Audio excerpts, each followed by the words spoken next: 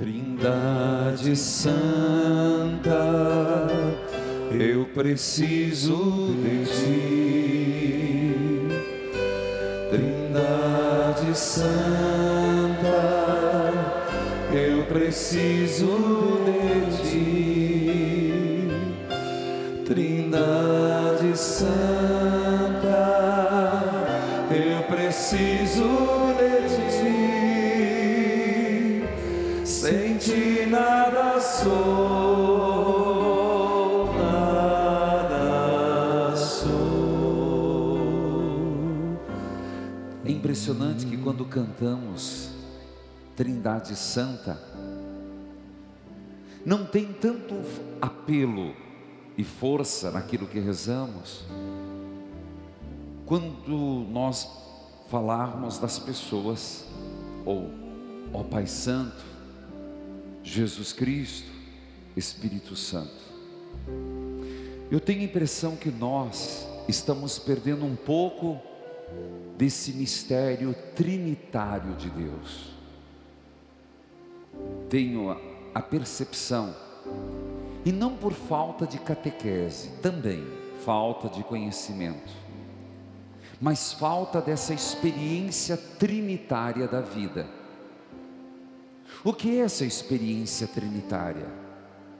A experiência de comunhão, de amor. Por um tempo, na nossa espiritualidade, nós rezávamos muito ao Pai. Pai, Pai, Pai. Depois, e isso nós tínhamos dificuldade e fomos aprendendo a dizer Jesus. Nós católicos tínhamos essa dificuldade, nós usávamos muito a palavra Deus, Senhor, que tem seu devido valor, mas tínhamos dificuldade de dizer em nome de Jesus, por Jesus, ó Pai, por Jesus. Foi um processo. Este ano, a Renovação Carismática completa 50 anos. E foi um outro processo, essa proximidade com a terceira pessoa da Santíssima Trindade.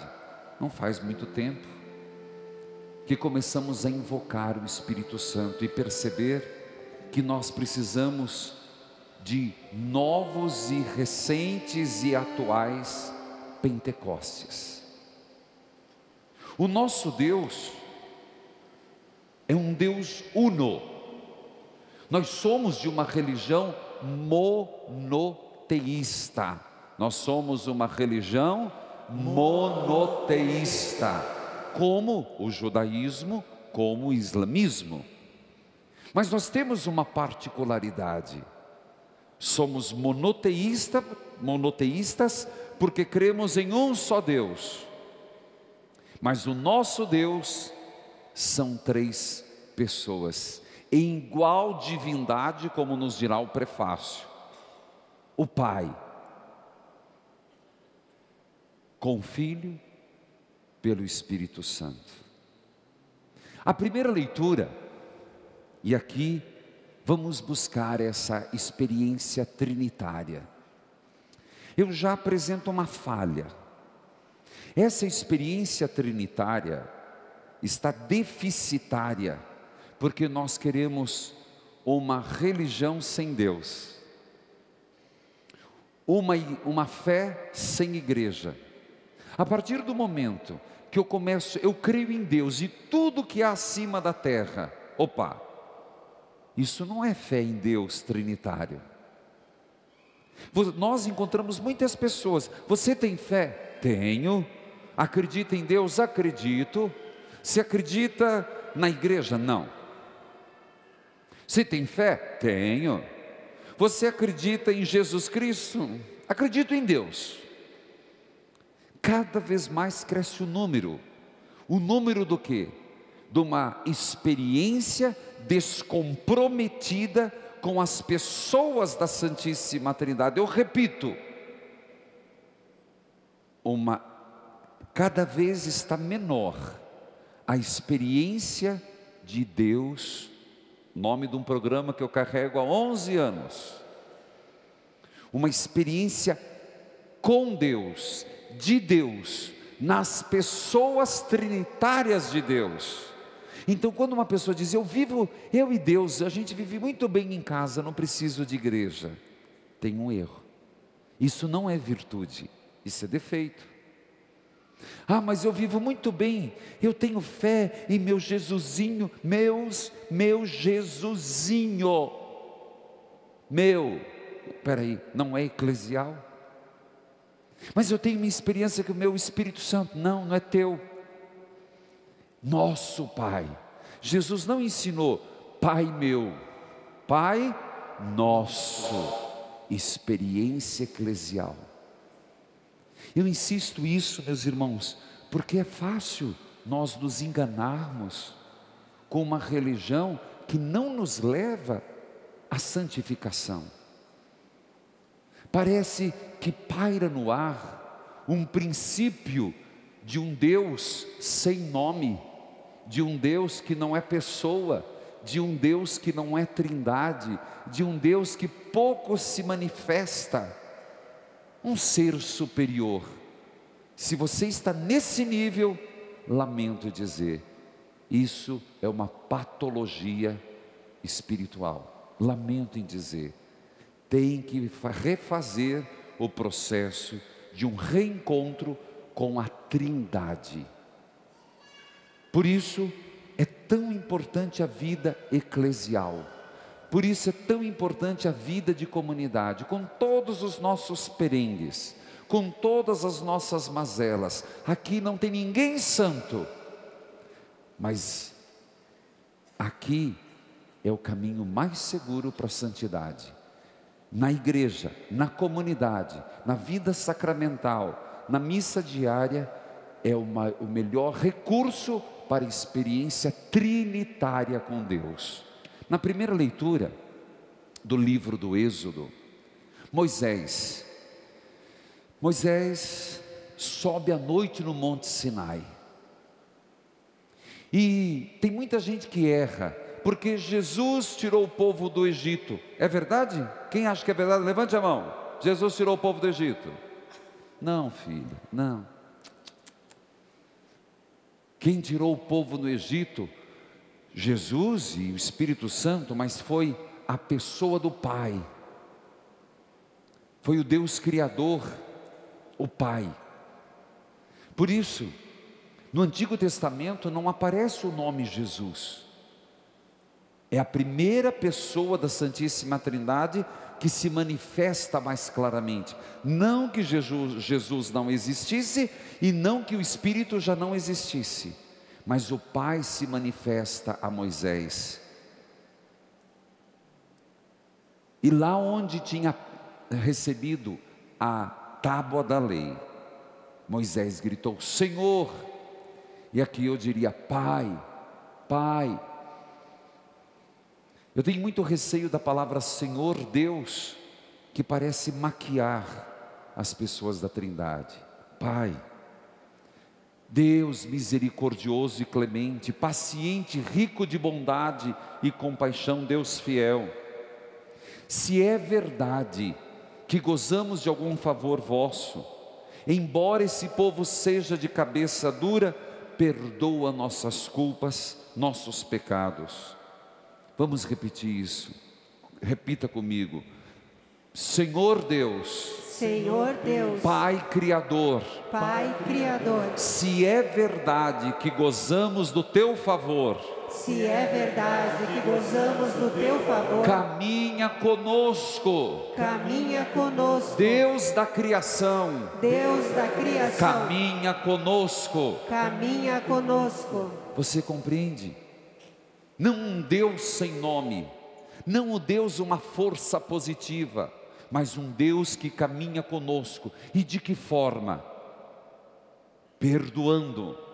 Embora sejamos um povo de cabeça dura, perdoa nossas faltas, nossos pecados, e tome-nos, acolha-nos como propriedade tua. Então diga, eu tenho um Pai. Eu tenho Pai. Deus é nosso Pai. Deus é nosso Nós Pai. somos o seu povo. Nós somos o seu povo. E Ele caminha conosco. E Ele caminha conosco. Muito bem. Então, o Pai, a partir do momento que Jesus se relaciona com Deus chamando de Abá, Paizinho, oh meus irmãos, nós temos um Pai, Paizinho, e Jesus disse isso. Depois, no Evangelho, nós temos que ter uma proximidade com a pessoa de Jesus Cristo. Tudo que eu falei como preâmbulo, vale aqui de novo. Essa relação pessoal, emotiva, existencial, ontológica com Jesus. É bem diferente do Deus que quer que nós acreditemos. Um Jesus Cristo que morreu, que padeceu e ressuscitou, uma pessoa que nos deu a libertação. Por isso, o Evangelho é muito claro. Deus Pai nos amou tanto e nos ama que mandou seu Filho. Como é que é o nome desse Filho? Jesus Cristo. Então o nosso Deus é Pai, o nosso Deus é Jesus Cristo. Você vai dizer, mas que diferença? Toda. Porque a santidade não é isolamento. A partir do momento que nós busquemos uma falsa espiritualidade que me isola, não é mais autêntica. A partir do momento que eu penso estar amadurecendo na fé e me tornando mais egoísta, não é uma verdadeira espiritualidade. Não, pelo menos não é a da Trindade. Porque da Trindade é comunhão. A Trindade é estar em contato. A Trindade é o dínamos, a dinamicidade, cujo óleo é o Espírito Santo. Que estamos no tempo do Espírito para nos santificar. E você quer um exemplo disso? Não sabeis o que pedis. Por isso, que o Espírito Santo leve-nos à oração. Depois, nunca pedistes ao Pai em meu nome, eu lhes garanto, tudo que pedirdes ao Pai em meu nome, Ele vô-lo concederá. Continuo. Se uma criança pede ao pai uma comida, dar-lhe-ia uma pedra ou um escorpião? Quanto mais, Jesus disse, o vosso Pai dará o Espírito Santo ao quem o pedir. A Santíssima Trindade. E nós precisamos da Santíssima Trindade para viver, nos mover e nos santificar. É na Trindade que nos santificamos. Por isso, a segunda leitura diz: todos os santos vos saúdam, a graça de Jesus Cristo, o amor de Deus e a comunhão do Espírito Santo estejam com todos vós. Meus irmãos, eu diria que a Santíssima Trindade, as três pessoas da Santíssima Trindade, é a garantia do equilíbrio da nossa fé, é a autenticidade da revelação e da nossa vida. Por isso, eu gostaria de lembrar que exatamente isso nos faz pensar. E aqui, segunda parte da minha homilia. Ao celebrar, olha como as coisas acontecem. Na semana se celebra. No dia dos namorados, dia de Santo Onofre. Alguém sabe, Santo Onofre é rezado em que intenção? Para libertação do... Fala alto, tenha medo não, do alcoolismo. no dia dos namorados? Certa vez perguntaram ao Papa Francisco como que ele pensava em fazer o processo dos tribunais eclesiásticos, mas o repórter, no fundo, tinha a seguinte pergunta: multiplicando os tribunais eclesiásticos, agilizando os processos, diminuindo as exigências, se resolveria o problema do matrimônio? Papa Francisco, dentro do sínodo da família, nos responde com muita clareza: não. Não são multiplicando os tribunais, e não é esse o propósito da igreja. Não é interesse da igreja declarar nulidade.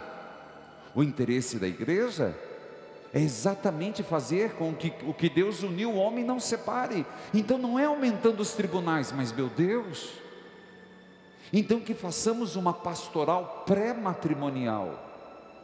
Ao invés de ficarmos multiplicando depois do casamento, quando o leite está derramado, vamos intensificar. E aqui, falando da Trindade, comunhão, exatamente um olhar diferenciado. E aqui quero dizer, jovens, o futuro e a alegria do teu casamento, isso começa no teu namoro. Na dúvida, não progrida. Não entre num relacionamento: eu vou mudar fulano, eu vou mudar ciclano. Digo para vocês, não assuma para você essa missão, porque não vai dar certo. Não que eu não acredite em milagres, não que eu não acredite, mas alguém entrar numa relação já com esse jugo de ter que mudar o outro, depois não pule etapas. Numa pastoral pré-matrimonial, e dia dos namorados, e Santo Antônio, se quiser falar que é santo casamenteiro, na mesma semana de Corpus Christi, a pessoa antes de casar, devia estar diante de Jesus, passar pelo menos uma noite em vigília, no mínimo, e dizer: Senhor, é essa pessoa mesmo que eu vou me unir no namoro? Esse namoro é abençoado. Passar pelo noivado e ir para o casamento. Muita gente fica brincando que eu fico falando do test drive, mas é a mais pura verdade. Não aceite fazer test drive, nem que façam test drive com você. Se o casamento não fosse importante, não seria um sacramento. Concordo, Santo Antônio, santo casamenteiro. Acho maravilhoso o dia dos namorados, ainda mais se for para acertar no matrimônio. Gente, é uma decisão tão importante, é uma decisão que vai ser para toda a vida. Você vai dizer: mas depois eu largo. Larga não, uma vez casado é para sempre. E quando vêm os filhos, pobre dos filhos de pais separados.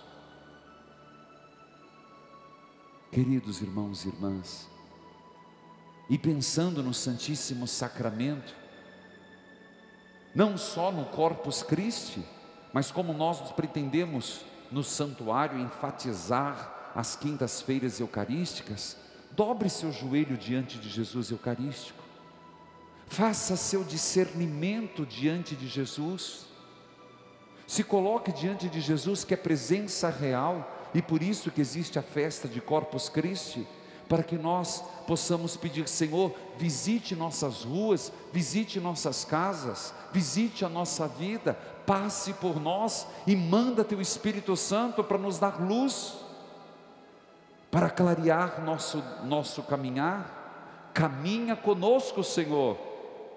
Todos os dias nós devíamos levantar e dizer: caminha conosco, Senhor, caminha comigo, Senhor. E o Senhor vai dizer: eu vou. Mas geralmente a gente vira as costas e segue pelo outro caminho. Se vivemos um tempo de muita desolação, de muitos casamentos feridos, de muita gente pedindo na sua imensa solidão a Santo Antônio, como se ele fosse resolver todos os problemas afetivos e emocionais, é porque nós não aceitamos que precisamos ser curados. Alguém pode viver sozinho e não ser frustrado. Alguém pode viver sozinho e ser bem resolvido. Como também a felicidade é para o casamento, como o casamento para a felicidade. O contrário foi um discernimento errado, foi uma moção errada que os uniu. Que cada um de nós procuremos essa felicidade que vem de Deus. Do Pai o Filho brota o Espírito. Que da nossa relação com Deus brote a nossa salvação.